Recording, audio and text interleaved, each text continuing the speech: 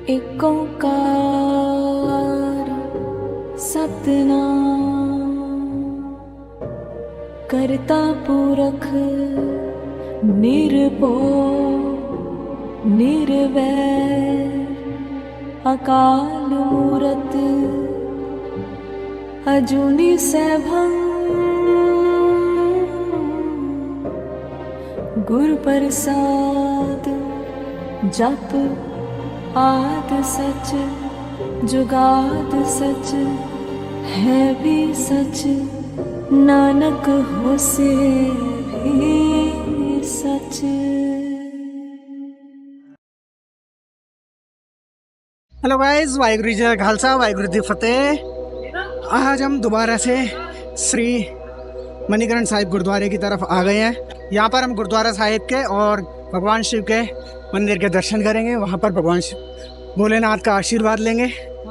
देखते हैं इस बार कैसी हमारी यात्रा रहने वाली है। पहले जब हम आए थे हम बहुत ज़्यादा एक्साइटेड थे और हमें सच में बहुत अच्छे दर्शन हुए थे। और इस बार देखते हैं कि हमारा कैसा एक्सपीरियंस रहने वाला है। चलते चलिए आगे आपको दिखा रहा हूँ श्री मणिकरण साहिब गुरुद्वारा और महादेव मंदिर। ਮਨੀਕਰਨ ਇੱਕ ਇਹੋ ਜਿਹੀ ਥਾਂ ਹੈ ਜੋ ਸਿੱਖ ਤੇ ਹਿੰਦੂ ਧਰਮਾਂ ਦੀ ਏਕਤਾ ਲਈ ਮਸ਼ਹੂਰ ਹੈ।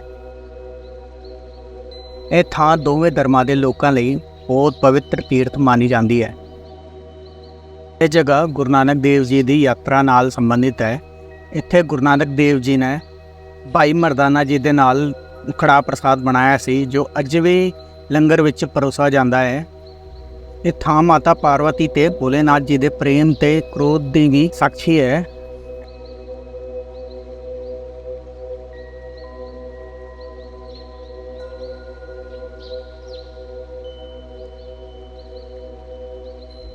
ये जी मेरे सामने सरोवर है मणिकरण साहिब गुरुद्वारे का। यहाँ पर आके पंच स्नान किया जाता है।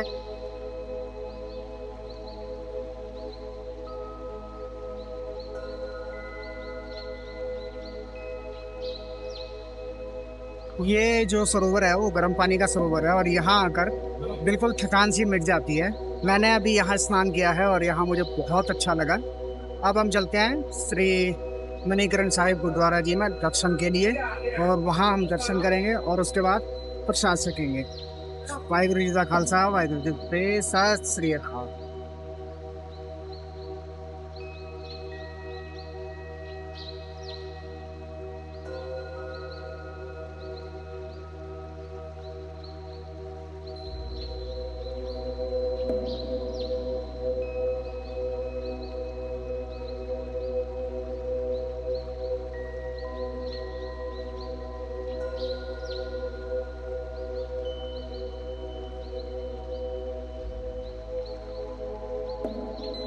ਇੱਥੇ ਕੀ ਕਹਾਣੀਆਂ ਨੇ, ਉਹ ਸਾਰੀਆਂ ਕਹਾਣੀਆਂ ਤੇ ਇੱਥੇ ਦੀ ਪੂਰੀ ਹਿਸਟਰੀ ਅਸੀਂ ਇਸ ਵਲੌਗ 'ਚ ਜਾਣਾਂਗੇ। ਤੇ ਅਸੀਂ ਤੁਹਾਨੂੰ ਅੱਜ ਗੁਰਦੁਆਰਾ ਸਾਹਿਬ ਦੀ ਇੱਕ ਬਹੁਤ ਵੱਡੀ ਹਸਤੀ ਨਾਲ ਰੂਬਰੂ ਕਰਾਵਾਂਗੇ ਤੇ ਉਹਨਾਂ ਦੇ ਸ੍ਰੀ ਮੁਖ ਨਾਲ ਇਸ ਜਗ੍ਹਾ ਦੀ ਸਾਰੀ ਕਹਾਣੀ ਜਾਣਾਂਗੇ। ਉਹ ਸ਼ਖਸੀਅਤ ਨੇ ਬਾਬਾ ਸ਼੍ਰੀ ਰਾਮ ਜੀ। ਬਾਬਾ ਜੀ ਨੇ ਸਾਰਿਆਂ ਦੇ ਧਿਆਨ ਰੱਖਦੇ ਹੋਏ ਸਾਨੂੰ ਹਿੰਦੀ 'ਚ ਪੂਰੀ ਕਹਾਣੀ ਦੱਸੀ ਹੈ ਤੇ ਆਪਣਾ ਆਸ਼ੀਰਵਾਦ ਸਾਨੂੰ ਪ੍ਰਦਾਨ ਕੀਤਾ ਹੈ। ਇਸ ਲਈ ਅਸੀਂ ਬਾਬਾ ਜੀ ਦਾ ਬਹੁਤ ਬਹੁਤ ਧੰਨਵਾਦ ਕਰਦੇ ਹਾਂ ਤੇ ਉਹਨਾਂ ਦੇ ਚਰਨਾਂ 'ਚ ਪ੍ਰਣਾਮ ਕਰਦੇ ਹਾਂ। ये 7 मंजिला इमारत है गुरुद्वारा साहब की और तकरीबन 3-4 हजार के करीब यहाँ संगत के ठहरने का प्रबंध है। इस विशाल इमारत की कोई नींव नहीं खोदी गई, इंजीनियर आर्किटेक्ट एस्टिमेटर कोई नहीं है। ये सारी योजना इन बाबा जी की है। बाबा जी खुद ही मिस्त्री थे, मजदूर थे और इंजीनियर थे। और इसके साथ ही आपने दर्शन किए गर्म पानी के चश्मे के। ये गर्म पानी 94.4 डिग्री पे उबल रहा है।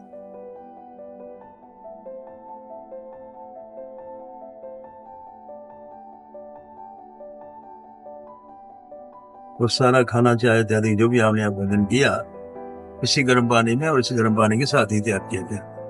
केवल 4 चीजें आग पे बनाई जाती है, तुड़का, फुलका, कड़ी और कड़ाह।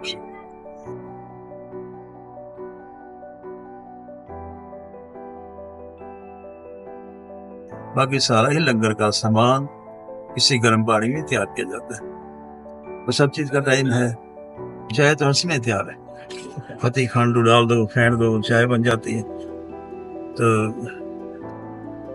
25 मिनट में चावल उबल जाते हैं, मूंगी बात होती दाल बन जाती है, 1 घंटे मूंगी के साथ मासा बने, 2 घंटे में छोले, राजमा, मीठे चावल बन जाते हैं। जैसे आप घी में तेल में पूरी समोसे बनाते हैं, उसी तरह से पूरी समोसे बना के इसे गर्म पानी में डाल दो, आधे घंटे में तल जाएंगे। यहाँ की बोली में उन समोसों को सिड्डू बोला जाता है। 2 समोसे जो सुबह खा ले, उसे रात की रोटी खाने की इच्छा नहीं रहती, इतने वो ताकतवर होते हैं। घी के साथ उन्हें खाया जाता है। और जब गुनार जी यहाँ बता रहे थे, वो समोसे बना के उन्होंने खाए थे।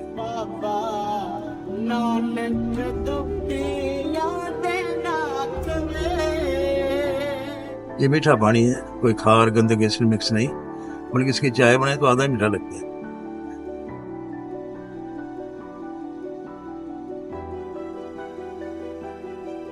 इसके बाद ही गर्म गुफा, कमरा नंबर 3, इस दरबार साहब की सबसे निचली मंजिल।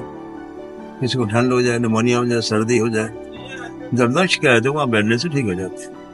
उसके लिए पहले कुछ स्नान करें, फिर गर्म गुफा में बैठे, उतना टाइम जितना दिल ना घबराए।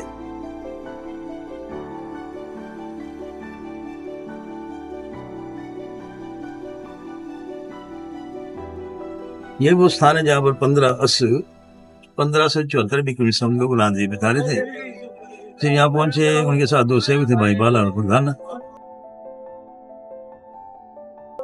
फिर प्रधान कहने लगे मुझे तो बहुत भूख लग रही है, आटा तो है लेकिन बनाने का साधन नहीं, आग नहीं, बर्तन नहीं है। उन्होंने हुक्म किया आप रोटियां बना। जब रोटियां बना के उन्होंने पानी में डाली, सब डूब गई। तो कहने लगा थोड़ा सा आटा बोतल चला गया। उन्होंने हुक्म किया आप 1 रोटी भगवान के नाम से छोड़ दो। जब उन्होंने अरदास की रोटियां तार के खा के बड़ा प्रसन्न हुआ। गुरु जी यहाँ दृष्टांत दिया, जो भगवान के नाम देता है, छोड़ता है, उसका डूबा भी तर जाता है। तो भाई मर्दाना कहने लगे यहीं ठहरो। गुरु जी का ये सत्युग का स्थान है, सत्युग में प्रकट होगा। जिन बाबा ने स्थान की सेवा की, शुरू की, इसको खोजा, इसको बनाया, उसको चलाया, संत बाबा नैन हरि जी, वो बतलाते थे सत्युग लग चुका है, केवल सत्युग से, कलयुग से सत्युग ने कब्जा लेना है, जिसके लिए सारी शक्तियां तैयार है। जब ये वो चलेंगे, सब तरफ शांति हो जाएगी।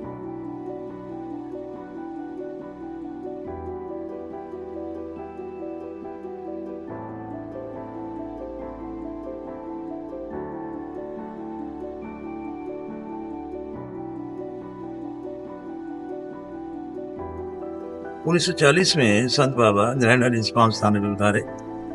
उसमें यह कोई जगह नहीं थी बनी, केवल ये पार्वती नदी थी। चारों तरफ गंदगी के ढेर हुआ करते थे। तो महापुरुष ने सारे स्थान की सफाई आरम्भ की। यहीं पर भगवान का दर्शन हुआ, और स्थान का निर्माण करने का हुक्म भी हुआ। क्योंकि बसंतवाड़ा उन दिनों यहाँ पहुंचने का साधन नहीं था कोई। बसंतवाड़ा भूंतर तक ही आया जाता था, आगे पगडंडी का रास्ता था। तो बाबा अपने कंधों पर खुद सीमट और राशन पैदल उठा के लाए और स्थान पर निर्माण किया और स्थान पर लंगर शुरू किया। बहुत तरह के मौसम, सर्दी, गर्मी, बरसात, बर्फ, कई तरह की रुकावटें, मुश्किलें, मुसीबतें स्थान में आई बनाने में, लेकिन बाबा बड़े प्रसन्नता से इस सारे कार्य में लगे रहे। आज उनकी 50 साल की सेवा आपके सामने है। जिस 7 मंजिला इमारत, जिसमें तकरीबन 3-4 हजार के करीब संगत के ठहरने का प्रबंध है। ये बाबा जी का निवास है, संत बाबा नैन हरि जी का, और यही उनका तप स्थान है। आप अंदर दर्शन कर सकते हैं।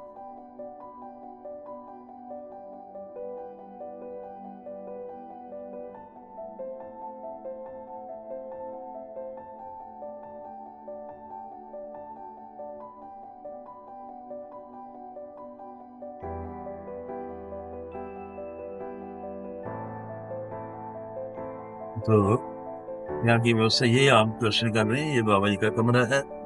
यहीं पर बाबा जी बैठ के ये तपस्या करते थे और यहीं पर निवास भी करते थे। तो बहुत समय बाबा इस गुफा में रहे और यहाँ का सारा निर्माण का कार्य करते रहे।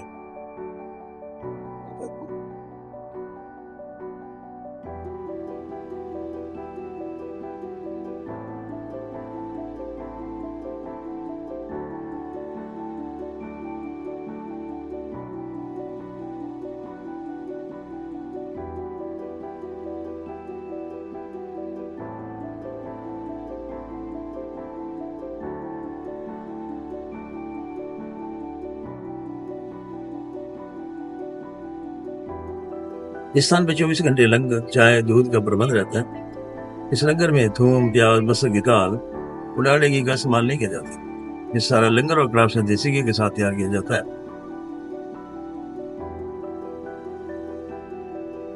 वही लोग जो अंडा, मीट, बीड़ी, शराब, सिगरेट का इस्तेमाल नहीं करते, नहीं बनाते, नहीं खाते, यहाँ पर लंगर बनाने की, लंगर बांटने की या दरबार की ड्यूटी की सेवा कर सकते हैं।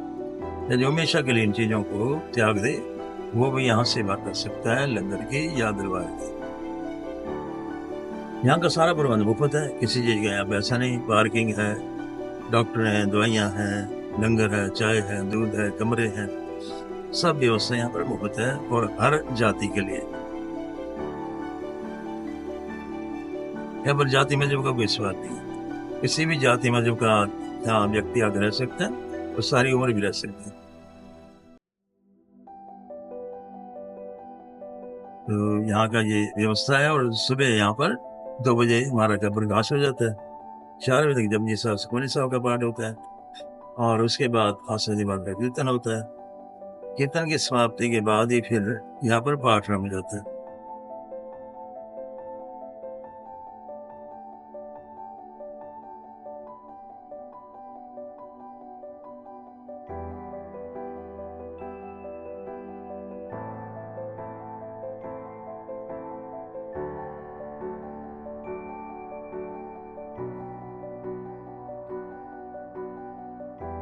तो सप्ताह पाठ की लड़ी चले, वो पाठ शुरू हो जाता है। शाम को 6 बजे फिर दरबार से शुभगीत होता है।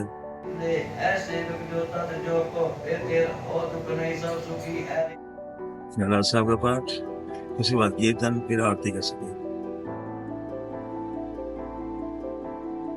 आरती के बाद फिर यहाँ मेडिटेशन।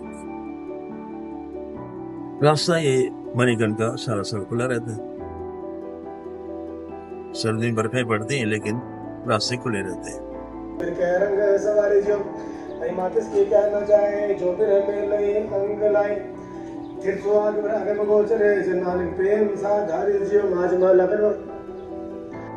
बसों द्वारा यहाँ पहुँचने का प्रबंध, सीधी बसें भी चलती हैं दिल्ली से, चंडीगढ़ से, लुधियाना, हुशियारपुर, इस कई जगहों से सीधी बसें भी आती हैं।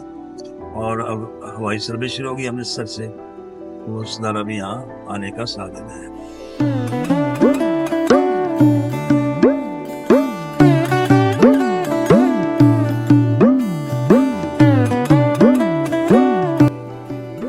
इस स्थान पर 11,000 वर्ष भगवान शंकर ने माता पार्वती के साथ तपस्या की। एक बार जल किना करते उनकी कान की बढ़िया गिर गई थी, पाताल में चल गई शेषनाग के पास। भगवान ने अपने गणों को हुक्म किया ढूंढने के लिए, न मिलने पर उनके नेत्रों से नैना देवी प्रकट हुई। यह नैना देवी का जन्म स्थान है। नैना देवी ने पाताल में जाकर शेषनाग से बोला। शेषनाग ने वो मणि ओंकार के साथ भेंट की। इस स्थान का नाम बन गया मणिकर। जो कि 11,000 वर्ष यहाँ भगवान ने शंकर ने तपस्या की, तो इसलिए इस स्थान को अर्धनारीश्वरी कहा जाता है।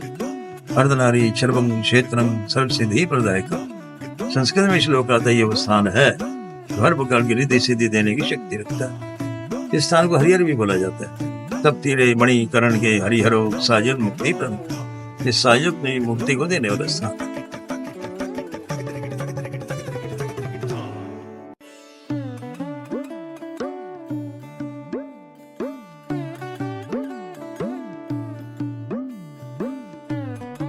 गुरुद्वारा साहिब के दर्शन करने के बाद अब हम चलेंगे श्री भोलेनाथ जी मंदिर, जहां हम करेंगे अपने भोलेनाथ बाबा के दर्शन और यहाँ जानेंगे यहाँ के पंडित जी से इस मंदिर की कहानी। मेरा नाम निशांत शर्मा है और मैं शिव मंदिर का पुजारी हूँ, मणिकर्ण शिव मंदिर का। तो आपको यहाँ की जो है हम हिस्ट्री बता देते हैं कि भगवान शंकर जो है यहाँ पे गर्म पानी जो है वो कैसे उबल रहा है और क्या यहाँ की जो है महिमा है। ठीक है जी।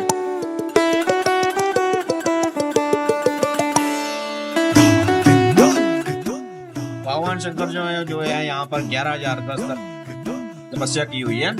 एक बार पार्वती जी स्नान कर रही थी तो उनके कानों की मणि जो है वो गुम हो जाती है। पार्वती जी उसको ढूंढती हैं पर वो नहीं मिलती है। तो पार्वती जो है भगवान शंकर से कहती है कि मेरे कानों की मणि जो है गुम हो गई। तो भगवान शंकर अपने गणों को आदेश देते हैं, गण ढूंढते हैं पर भाई नहीं मिलती है। तो जो मणि होती है वो पाताल लोक में पहुंच गई होती है। वो पार्वती जी की सहेली होती है नैना भगवती। उससे कहती है कि मेरे कानों की मणि जो गुम हो गई है, तो वो पाताल लोक में, नैना भगवती जो है वो पाताल लोक में जाती है। नैना भगवती पाताल लोक में जाती है। पाताल लोक में शेषनाग से बोलती है। शेषनाग जो है कुछ तर्स मारती है पाताल लोक में, तो उससे जो है गर्म जल निकलने शुरू हो जाता है। उसके साथ अनेक प्रकार की मणियां निकलती है।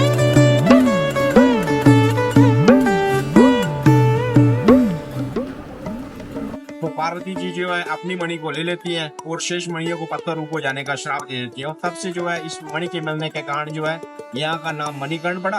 और तब से जो है ये गर्म जल यहाँ पे निकलता है। ये हमने शोध में आपको मैंने हिस्ट्री बता दी, और पूरी आप जानना चाहते तो वहाँ पे लिखी। अच्छा, एक कहते हैं कि भोले बाबा के दर्शन करने के बाद नंदी जी के जो कानों में मुराद कही जाती है तो वो पूरी हो जाती है। उसके बारे में आप क्या कहेंगे? हाँ, बहुत से यात्री आते हैं यहाँ पे जो है वो बोलते हैं हमने लड़का मांगा था, बच्चा मांगा था, ये लड़की हुई है, ये लड़का हुआ है। तो बहुत से आते हैं ना यहाँ पे। तो जो भी है यात्री आते हैं अपने कान में, मैं बोल देता हूँ उनको कि हाँ जी आप अपने एक कान में बोल दीजिए कि मैं जो है लड़की मिल गई या लड़का मिल गया। बोलने का मतलब जो भी उनकी मन की मुराद होती है वो पूरी हो गई है। तो अगर दोबारा मांगना चाहे तो दोबारा बोल दीजिए, और हम ऐसे है वो बोल देते हैं जो भी है वो नंदी के कान में बोल। ये है यहाँ की ना। बहुत बहुत धन्यवाद पंडित जी आपके इतना आशीर्वाद के लिए।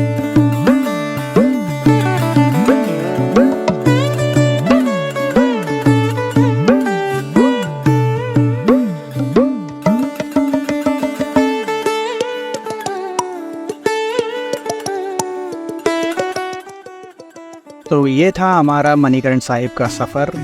फिर मिलेंगे एक और बेहतरीन जर्नी के साथ। तब तक देखते रहिए स्पिरिचुअल एक्सप्लोरर।